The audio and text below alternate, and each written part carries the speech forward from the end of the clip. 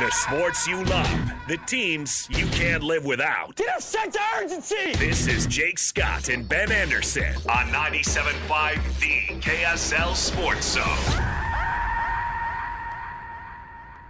Jake and Ben, 97.5 The KSL Sports Zone. Hey, join Hans and Scotty from noon to 3 at Tim Daly Nissan coming up this Wednesday.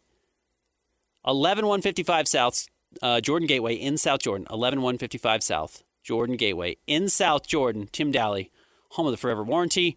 The Mammoth are in a bit of a free fall. They've not been able to right the ship, despite the fact that it seems to sink to new lows with every outing. Let's welcome in our Utah Mammoth Insider, Cole Bagley. Read him at KSLSports.com. What's going on, Cole? Oh, not much, Ben. How are you? I'm doing well. This is one of the stranger collapses I've seen. And I haven't followed hockey my whole life, so maybe this is more common than not, but they win 7 in a row early in the year. They're sitting at 8-2-0. They have beat some of the best teams in the league on the road. The young players were dominant. And then they lose to Edmonton. And since then, it's 4, 5, 6, 7, 8, 9. They're 3? They're 4-13 over the last 17 games. I mean, it's. I hate to sound aggressive, but this is a disaster. Yeah, it's brutal. Now, I do think the NHL is somewhat unique in that a lot of teams, will experience, fairly significant ups and downs through the course of the season. Every game matters. Every game counts. Guys are generally playing their hardest through all 3 periods of hockey through the majority of a season. And so you're going to get ups and downs. You're going to get cold streaks. You're going to get hot streaks. But this is pretty severe, I would say. I've watched the NHL for almost my whole life, and I've seen, my fair share of similar situations. But this one's pretty significant, to begin the season the way that you had described, and to win 7 in a row, and then to only win 4 games over the last 13, to be outscored, I believe, 59-43 over that period of time, and to be bottom 6 in a collection of different statistical areas, such as save percentage. They have the worst power play in the entire league. It's not a good situation right now, and I think that's kind of to put it lightly. So I'm curious in this type of spot. I cover the Jazz, and their down years the last 3 seasons have been by design. Last year was the worst season in franchise history. That was on purpose. They were trying to get a draft pick. They knew this is what they were doing. All the players knew what they were doing. All the fans knew what they were doing. It was somewhat it was a plane crash, but the crash was in control. It was a designed plane crash. This is not the design. The players came into this season talking about the Utah Mammoth making the playoffs, and if they continue to play like this, they're going to be lottery bound. They're going to miss the playoffs. So how do you fix something like this traditionally? What type of changes can you make to halt this type of losing streak? Yeah, it's a good question. These are stretches where team meetings need to happen, and I think the front office really needs to look at the mirror and see what kind of things they can do. This is like you were talking about. This was not the design. From the end of season remarks from the players last year until now, it's been all about not necessarily promising the playoffs, but saying that this season is playoffs or bust. That phrase has been used countless times from players to the front office to coaches, everybody. That's the expectation, is that in year 5 of the rebuild, and based on, how well and how much growth some of the young players showed last season, some of the guys coming into their prime, such as, Keller and Sergachev, and then the additions they made in the offseason, on paper, I think it was obvious this team should be playoff bound, but they're not living up to expectations. And so I do think the front office is reaching a point where you got to look and see what else is available out there. There are quite a few teams right now who are on the cusp of having some fire sales, teams like Nashville and Calgary and, St. Louis. And I think it would be wise for the team to look at that situation and go, is there anybody that we can, potentially get at a lower price that could help benefit our team? I do think there's some talented veteran forwards in that mix, and I also think the goaltending situation needs to be addressed. As I mentioned previously, they have the 6th worst save percentage in the National Hockey League. Both of their goaltenders are putting up subpar backup numbers, and so there's some key areas that need to be adjusted, and I don't think that there's necessarily any solutions internally. I think that at this point, they really got to start looking, outside of the organization to see if they can make any, adjustments that will be, proper solutions.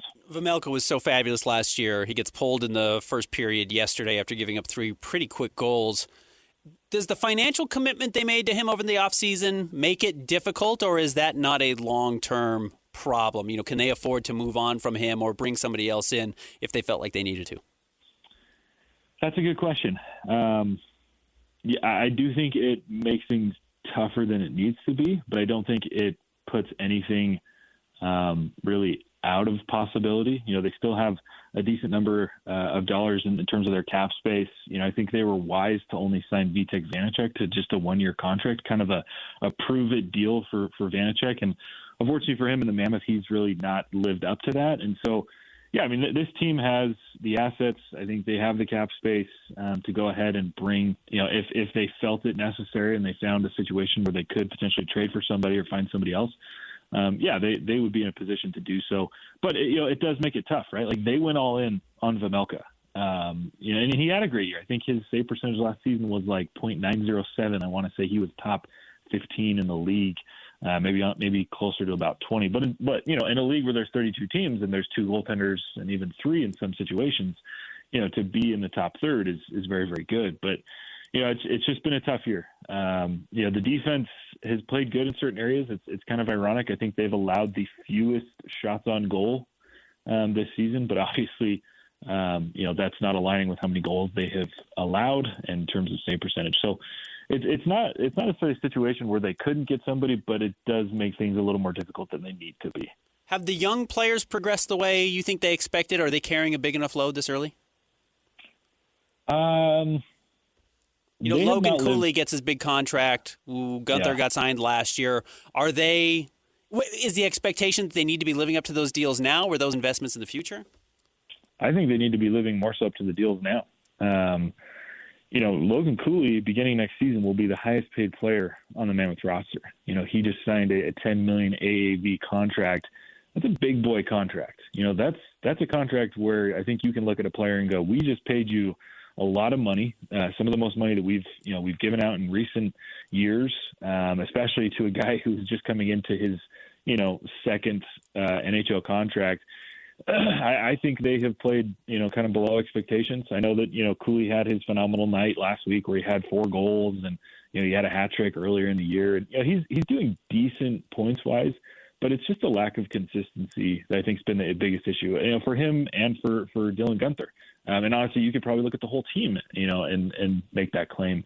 So they haven't been bad per se, but, based on what we saw in the projections that they were expected to hit this year, I would say that they're certainly underperforming. And it just comes down to, you cannot have these incredibly hot nights where you're putting up 4 goals or 3 goals or 5 points and then go cold for 2-3 games with a point or 2. That's the struggle. That is the biggest, thing that I've been told from players across the league, is that consistency for young players is the greatest challenge. And rightfully so. It's the best league in the world for a reason. And, when you do look at it, Gunther is only 22 and Cooley's only 21, but, they just signed big contracts. And so, expectations go through the roof. And right now they're just not playing up to those expectations.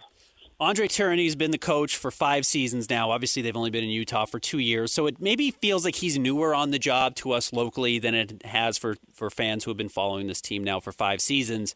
He's obviously never finished above 500 with the team. In fact, their 12-12-3 start is the best record he has had, other than what they did last year in his first season. Do you think there's an expiration date on him as far as the status quo goes, if they feel like, hey, they're not living up to expectations? I think any team in the NHL would have to look at it that way, and that's just the nature of the game, right? To be in year 5 of a rebuild, to have promised, not promised, but to have talked so heavily about making the playoffs, about certain players making the jump, to have so much confidence. And again, like I said earlier, to experience extreme highs and lows. Any NHL KSL front office is going to begin questioning that and considering that. And, that's just the way that it is. And obviously, in your tenure, I'm sure that you've seen those similar situations. It's a hard business. But that's just the nature of the game. And so, I wouldn't be shocked if those types of conversations and thoughts are beginning to happen because, year 5 last season was all about playing meaningful hockey. And I think that those were appropriate expectations. This was Logan Cooley was in his second season. Dylan Gunther was in his first full season in the National Hockey League. And, with the relocation and the adjustments and all those types of things, that was fine. But this year 5, you've hit on draft picks, you've acquired talent, you've made the big trades, you've signed a bunch of big contracts. You have to perform. And when you don't perform, questions start being asked. Does the schedule get any easier? Is this going to flatten out? Are any favors going to be done for the Mammoth, or are they going to have to dig themselves out of this hole? They have to get to January, at least at 500 or better, or things are going to go south really quickly. And the schedule does lighten up. They're at home a lot more. They're not facing as tough as opponents. The back-to-backs kind of start to slow down as much. Yes, the schedule does you some favors, but at the end of the day, it's still, the National Hockey League, and everybody's going through this. I think that's the biggest thing is with a condensed schedule, everybody is playing pretty much the same number of games in a short amount of time. Everybody's got, back-to-backs every other week, and they're traveling, they're going all over the place. So sure, it gets a little bit easier in terms of you're going to play more home games.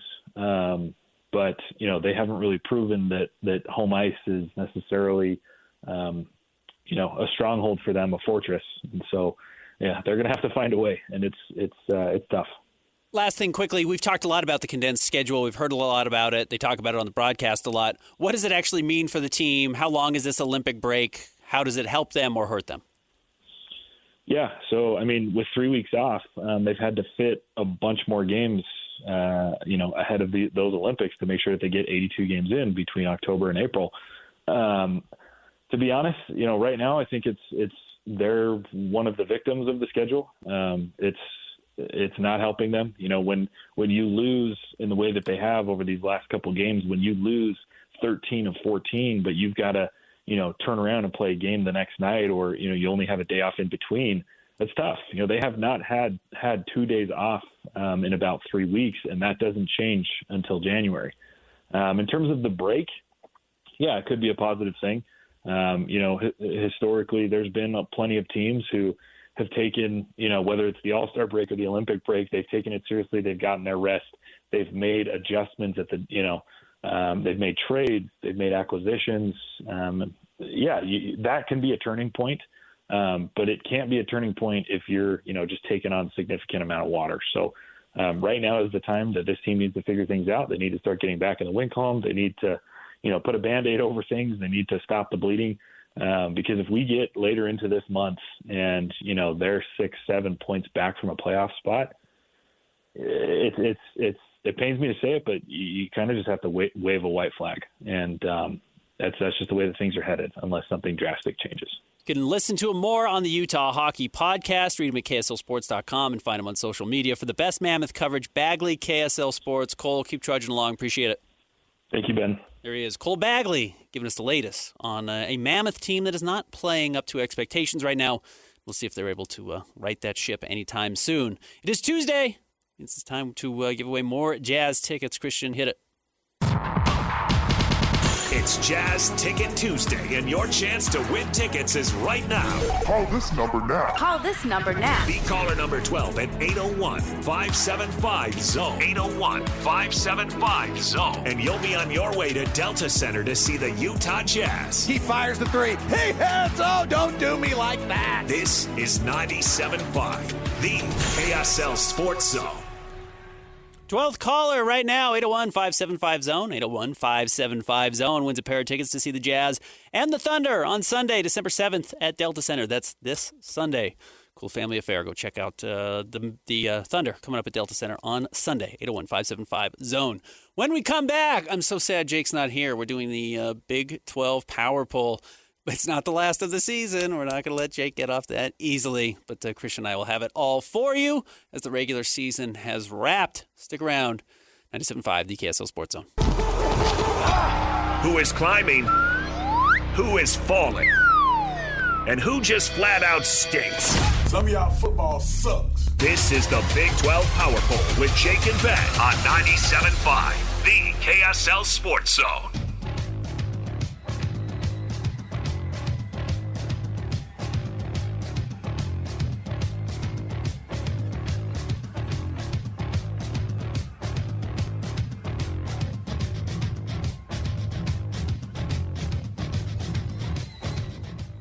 Jake and Ben, 97.5, the KSL Sports Zone. Utah's Holiday Magic starts. Ballpark at America First Square. Experience holiday lights at the ballpark at America First Square. Dazzling displays, music, and family fun. Now through January 3rd. You can get tickets online at the ballpark at afs.com. That's the ballpark at afs.com. Christian, I think we're going tomorrow. I don't know if you're going, but I'm going. So Company party. So excited to be celebrating the holidays at the ballpark at afs.com. All right, Christian, it is time for the Big 12 Power Poll. As Jake likes to say, we have an imaginary poll about 35 teams that span the Big 12 and the rest of the country, and we rank them. This is going to be more accurate without Jake here. Jake's always throwing curveballs in out of personal biases, anger, hatred, spite. Well, and we're smarter than him. And we're smarter than Jake, so we're going to go. Though, you know, this got more of a shakeup than you would expect this late in the season. Well, and one thing I noticed, too, obviously, it's who made the bowl game and who didn't, right? But there's a very, very clear bottom five, and it's been that way, I think, the most of the season. You know what's surprising? Outside of a couple of teams here, pretty good records across the board. And I don't know if that's a testament to the Big 12 or a real detractor that a lot of these mediocre teams are beating up on each other, because I think there's probably a lot of mediocre teams in the Big 12. But we know where we're starting. What is it, number 16? It's still Oklahoma State, but Ben, they have some good news this week. What? They don't have to lose this weekend? No game this weekend, so they can't lose. They can't lose another Big 12 game. They have yet to win a game in the Big 12 in the 16-team era. Utah beat them in Week 4 last year, and they have not won a Big 12 game since. They finished the season at 1-11. But they've got their new guy. They do. Eric Morris is coming in to be their head coach. We'll see what they do. They've got National Letter of Intent Day tomorrow. Is he able to get some recruits, some transfers to come in? And the nice thing is about college football today, you don't have to suffer these problems long if you get a good class in the transfer portal. If you can put up the money, you can turn things around very quickly. You can get back to bowl eligibility, if not better. And we'll see what Oklahoma State's able to do. But 1-11... We've talked about, Utah's down year last year, and Witt has talked about how painful that was. They were 5-7. They were a couple of games with late drives, whether it was BYU or others, where had they laced it together, they could have won those games and coasted into a bowl game, and it would have been a down year, but certainly not a disaster. We treated Utah like it was a disaster last year at 5-7. Oklahoma State, who was thought of as a true peer for the Utes in the Big 12, went 1-11 this season and is yet to win a Big 12 game. It's shocking. UT Martin, their only win. It's a good win. What's next? Number 15, Coach Prime and the Colorado Buffaloes. They are who we thought they were. Yes, they had a nice year last year. Got to play BYU in the bowl game and competed for a Big 12 title game. But when you have the Heisman Trophy winner and you have the starting quarterback of the Cleveland Browns on your roster, you should feel confident. Now, maybe we have to look, did they underachieve last year when you have that much talent? I don't know, but they bounced back with a 3-9 season. They lost to Kansas State 24-14 over the weekend. This is a horrible season for Colorado. How many QBs did they start this year? Was it 3 or 4? It was at least 3, and then they ended up redshirting their better young player, Salter, the last game of the season. If they'd played him, he would have lost that redshirt eligibility. And it is smart. I actually do like this about Deion. Deion's job is totally safe because what else is Colorado going to do? This is smart because in the high likelihood, and we'll see, maybe he gets there, but that Salter is not an NFL quarterback just because so few kids actually are NFL quarterbacks. This gives him an extra year of college eligibility to get paid. This is very likely the 4 and now 5 year stretch in his life that he will be able to make the most money he has. He will get if he's a starter, $1 million the last couple of years of his career as an upperclassman, if he's good enough to start wherever he is in college football. So by giving him an extra season, by skipping a game 12, and what was going to be a loss to Kansas State regardless, Deion might have put some money in his pocket. I actually think that's honorable, unless I'm missing something more underhanded on the back end, but I don't think it is. Good for Deion, though 3-9 is trash for a Colorado team. The season is now over. Next, number 14, Central Florida. Again, is this the worst 5-7 team of all time? They started out 14-0 against BYU. Nobody with a pulse thought they actually had a chance to win that game, even when they were up after the first quarter, or just down by 3, 17-14 at halftime. You knew Central Florida was going to fall apart. It's not a bad first campaign, or I should say campaign for Scott Frost, but it's certainly not a team that feels like they're going to have to be taken seriously next year or the year after. No, and it is hard taking over a program, even with how fast you can flip things, right? But with a program that had kind of been a disaster in UCF over recent years, it's hard to flip that instantly. Similar to what our guy Fritz is doing in Houston, right? It took him a season or two to really build some credit. Should Central Florida consistently be a bottom 3 or 4 program in the Big 12, or should they be able to flirt with the Baylors and the Texas Techs? I know Texas Tech, but let's take Texas Tech. They're in a different conversation now. Baylor and TCU, because the advantage that those schools have, and we'll talk about them, is they are in football powerhouse states. Football matters. And even if you don't get the 4th, 5th, 6th, 7th best player, even at their position in the state, if these kids want to stay close to home, they can play at your school and still be really high-level prospects compared to the kids that are in Kansas, compared to some of the kids that are in some of these smaller schools or smaller football states. I think you should be middle of the pack in the Big 12. And you know what? 5-7, maybe you're close. I agree, 100%. But you should go to a bowl game every year. I think they should have that type of talent and some investment. Not too long ago, Central Florida was kind of a cool school. Hasn't been lately. What's next? Number 13. The best 4-8 team in the country. Very possible. West Virginia. Got smoked by Texas Tech. This was a real statement game, I thought, from Texas Tech, which as much as you can make a statement game against a 4-8 team or a 4-7 team going into this game, I thought West Virginia had been playing much better lately. They had beat Houston. They had flirted with beating some other teams. I thought they gave BYU a better push than maybe it looked by the final score. Texas Tech wants to make sure that nobody thinks that anybody else is the class of this conference right now. 49-0 on the road. Absolutely stomped them. I thought that was extraordinarily impressive from Texas Tech, even if it's against a bad West Virginia team that wasn't even playing for bowl eligibility. But a decent first year for Rich Rod and the Mountaineers. We'll see if they can build on that next year. It's not a guarantee, as we've seen. Just because you win more games than you did a previous season doesn't guarantee success in year 3. I like Rich Rod. I liked what this West Virginia team was able to do in the second half of the season. You hope that you can continue that momentum, but at the same time, coming off a season like this, I wouldn't be surprised if even some of their best players want to transfer and get out of there. Yeah, and absolutely. That's always going to make it hard to continue building on a subpar season. Yeah, why would you go back to a 4-8 team if a 10-2 team wants you and can offer the same money? Yeah, you don't have to build it. You can just join something better. It's the Kevin Durant approach. And you know what? If kids can get the money and they feel like they can win and compete at a higher level, I think that's going to be a real draw for a lot of these players. Number 12. Kansas certainly gave Utah everything they wanted to handle. And I was impressed. I thought Kansas came out there and battled hard. And we've not always seen that type of energy from this Kansas team. The end of the Jalen Daniels era finally has come at Kansas. And he was a fun player. He was a good player. Always higher expectations than results, I think. But when he had it going, he was a pretty good player. He did not look particularly good against Utah. Well, the rest of the team did, and they gave Utah a heck of a scare. But Jalen Daniels threw 3 interceptions in the red zone. Yeah. One of them in the end zone to Jackson in the end zone. Benny. One of them on like the 3-yard line that Davis returned for a pick 6, and then the first one, Smith Snowden picked off at like the 15-yard line. But all 3 of those drives should have ended in points for Kansas, and those were definitely what broke the game. If those turn into field goals and not a pick 6, you've got a 16-point swing in a game that Utah wins by 10. So, yeah, they're going to absolutely feel like they left some meat on the bone there. But this is who Kansas is. They're 5-7. They shouldn't be a bowl team most years. Historically, they have not been. And but they gave Utah a tough push. But Utah emerges victorious 31-21. Who's next? Number 11, Baylor. Okay, It's hard to say anybody but Oklahoma State because they went 1-11. But Baylor 5-7 has to be one of the most disappointing seasons in the Big 12 this year. Am I wrong? They brought Dave Aranda back. They thought they were headed in the right direction. Disappointing to who? To Baylor? It should be to Baylor. Baylor thought they were going to be competing this year for the Big 12 title, and I know we've Who's talked that to... guy they just fired?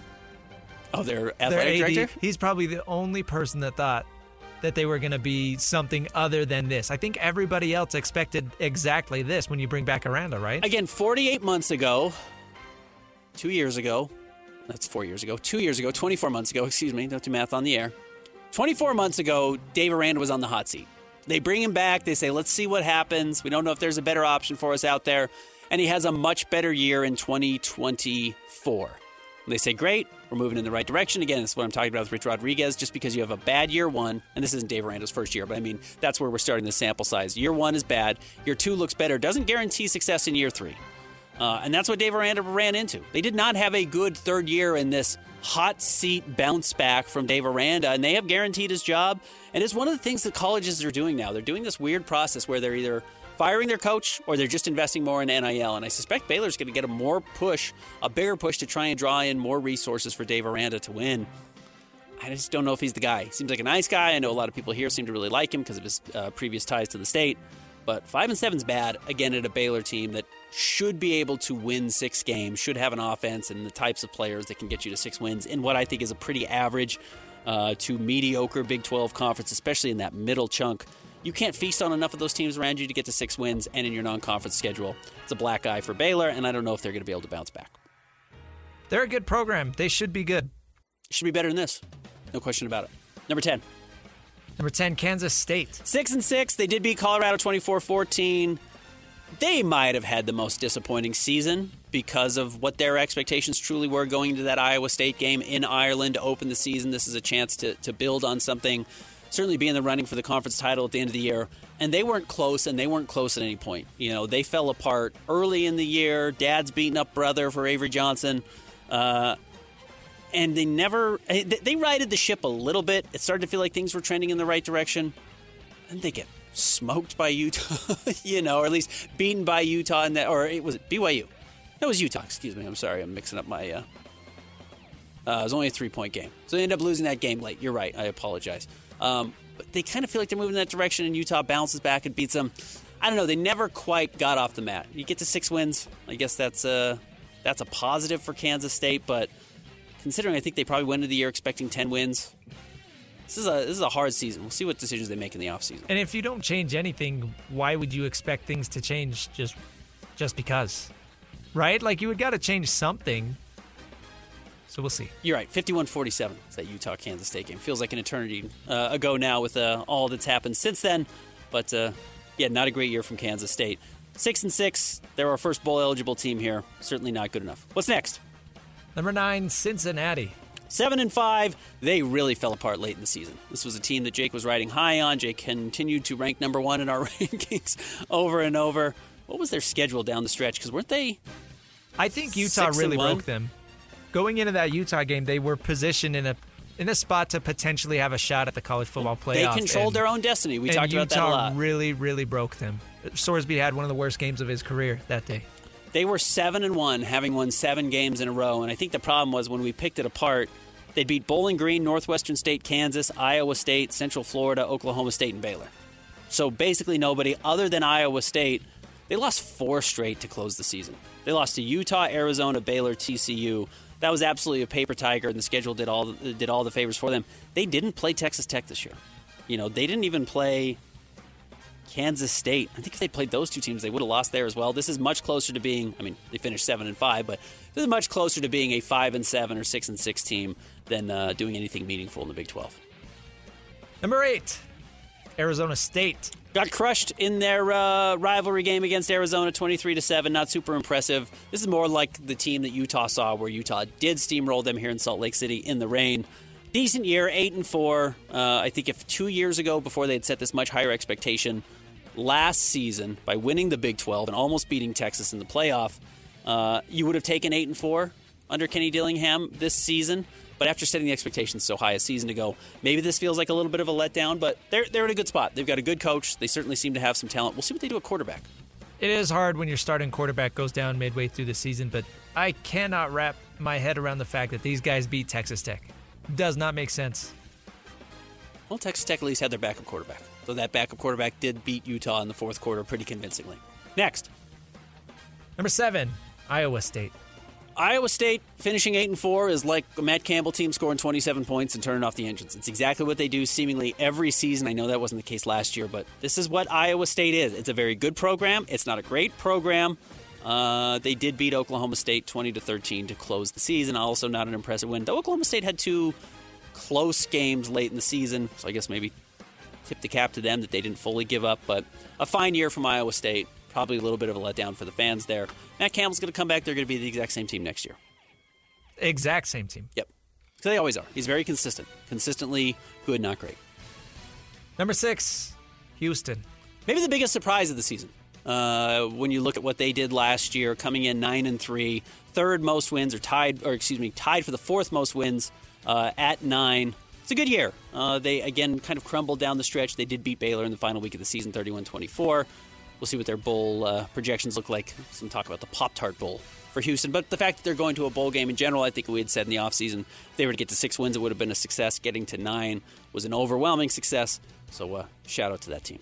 Similar to Cincinnati, I don't think they had a ton of tough games. No, they had the best schedule in the Big 12 as Right. far as ease goes. They did not have to face the toughest teams at all. And they still only managed 9-3. I think that might be a season they look back on and say, oh, we probably could have done a little bit more. This feels like it was their chance if they wanted to sneak into some sort of title contention just because it was such a mess towards the end of the year. But I don't know. We like Fritz on this show. Don't lose to West Virginia. That's your problem. You lose to West Virginia, you don't belong, and that certainly proved to be the case. Number 5, TCU. They did beat Cincinnati 45-23 their final week of the season. 8-4, good year, not a great year.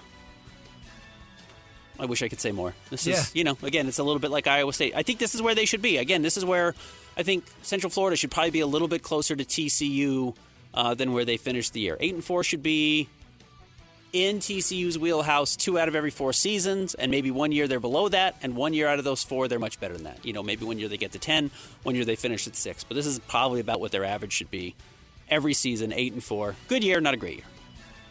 Number 4, Arizona. Arizona, 9-3, great year. A huge surprise. This is one of the better surprises in the college football season anywhere for any conference. 9-3, crushed Arizona State late, 23-7 there. Projected to go to the LA Bowl. This is not bad at all for Arizona, and a good sign that moving forward they might actually have the right coach in place. You're going to finish the season ranked? Yeah, have a chance to get to 10 wins with a bowl victory. That's a very good year, considering what a disaster they felt like last season after Jed Fish left. Number 3, Utah. This is, it's funny in how many ways Utah and BYU seem to have flipped spots, which is BYU used to consistently have really good years under Bronco Mendenhall, but they were overshadowed by Utah just having a better season. So you kind of poo-pooed a 10-win year. Utah's got 10 wins. They had a really great season. They're going to finish top 15 ranked in the country. It's just not as good as their rival, and I think for that reason, maybe fans feel like it was a bit of a letdown. But after a 5-7 season last year, completely overhauling the offense, having one of the best offenses in the country, defense weirdly troublesome late in the season, but still found a way to win games on the other side of the field. You've got to do that. That's how you become a great program. I still think Utah's a great program. 10-2, a very good year, just not one of the best years they've ever had. Going into the Kansas State game, they were second in the Big 12 in rushing yards allowed. Yeah. And then Kansas State and Kansas, their final 2 games, they gave up 750 rushing yards. You almost wonder if they just kind of saw the writing on the wall that they weren't going to the college football playoff and they unplugged the system. I don't know. I don't know why that happened. I don't know if they were exposed. Kansas State saw something and Kansas was able to run with a similar game plan. They'll have to fix it for the bowl game. Not that bowl games really matter that much anymore. Well, and it was just a bunch of weird stuff that you don't typically see from a Morgan Scalley defense, like guys out of position and the defensive line getting pushed back. Bad tackling was a problem all year, though. We saw bad tackling from Utah all season. I think that did haunt them a little bit late, but you're right. It was the defensive line losing battles, which we've not seen a lot of. So, yeah, we'll see. Big decision not only from Whittingham coming in the next month, but remember, it's a single transfer portal window in about mid-January. So they'll need to decide by then whether they're going to go bird watching or keep Devin Dampier around. Sure, they would love to keep both. And if I were Utah, I would enter the offseason with my main priority outside of the coaching situation is trying to keep both of those quarterbacks because they were so much more dangerous when both of those guys were clicking as opposed to just having one or the other. Utes more than likely going to the Las Vegas Bowl. Number 2, BYU.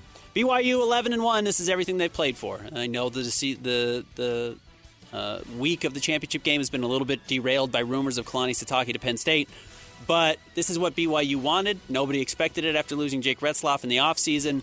Bear Bachmeier stepped in and exceeded expectations, even the wildest expectations. He's been one of the most solid quarterbacks in all of college football, not just for freshmen, but in general.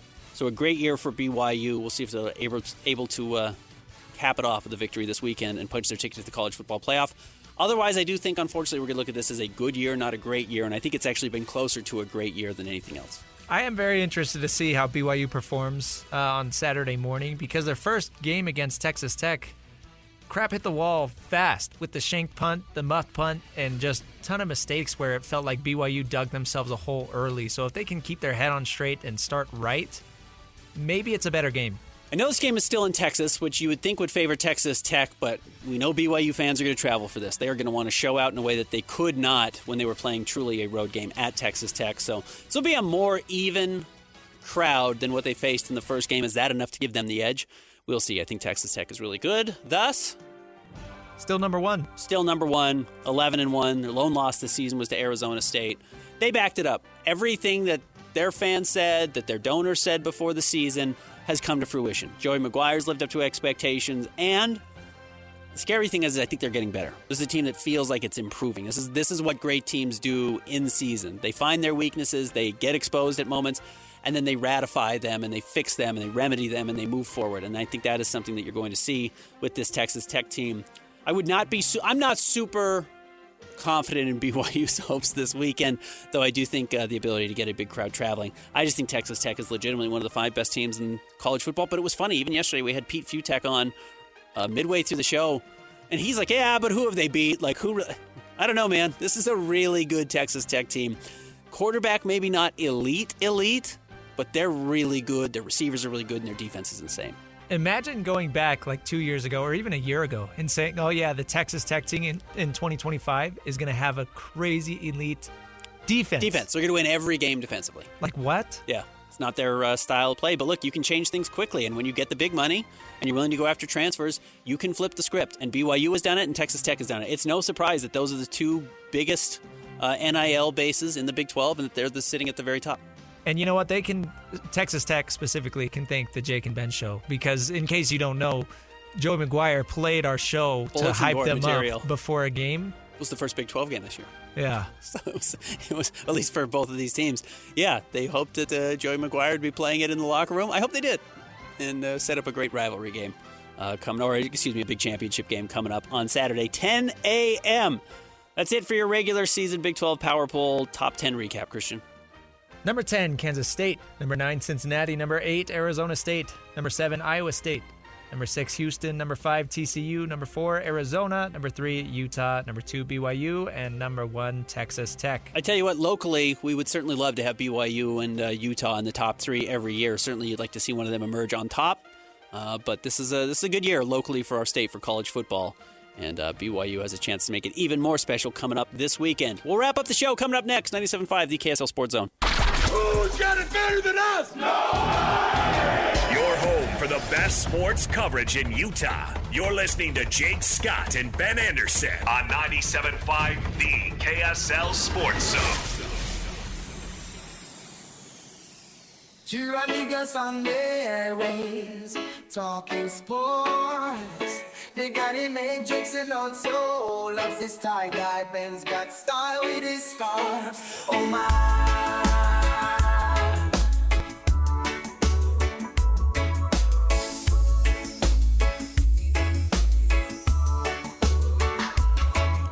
Jake Man, 97.5, the KSL Sports Zone. This segment's brought to you by Peach Doors and Windows. Amazing home transformations begin with Peach Doors and Windows, where 5-star reviews are the norm. Call them today for your free in-home estimate, 801-566-1255. Christian, I've been searching. I don't see any resolution yet on Kalani Sitake. No, and with tomorrow National Signing Day and then obviously the big game on Saturday, you want this wrapped up pretty quickly. Did this get done today? I don't think so. I don't know. The winds are blowing quickly, and yesterday it felt like it was all in favor of Penn State, and this morning it feels like it's gone back to BYU. And if you're just crossing some T's and dotting some I's, I'd say, yeah, get it done, because there are kids signing and wanting to sign, waiting in the wings for you. And that's what throws me off, is because yesterday, by the time I left the studio, I mean, word around the office, just a little peek inside was like, oh, he's probably gone. Yeah, the meeting has been called and then announce he was leaving. Yeah, just a couple hours later. I mean, admittedly, it was a kind of last-ditch Hail Mary effort by boosters, by allegedly meeting with the widow of Lavelle Edwards, like all of this crazy stuff, getting Kalani to stay. So I guess, yeah, if you have already come up with the last-ditch effort, either that's enough or it's not. Nominate the youth sports volunteer that you know for the Hercules Hero of the Week. Submit your nomination at kslsports.com/contest and listen every Thursday afternoon to JJ and Alex for the winner. Help us celebrate the efforts of those volunteers making an impact with Hercules Hero of the Week, sponsored by Hercules First Credit Union and Beehive Meals. Christian, thank you so much for your work over the last 2 days, and always. Jake will be back with us tomorrow. Stick around. Hans and Scotty coming up next. 97.5, the KSL Sports Zone.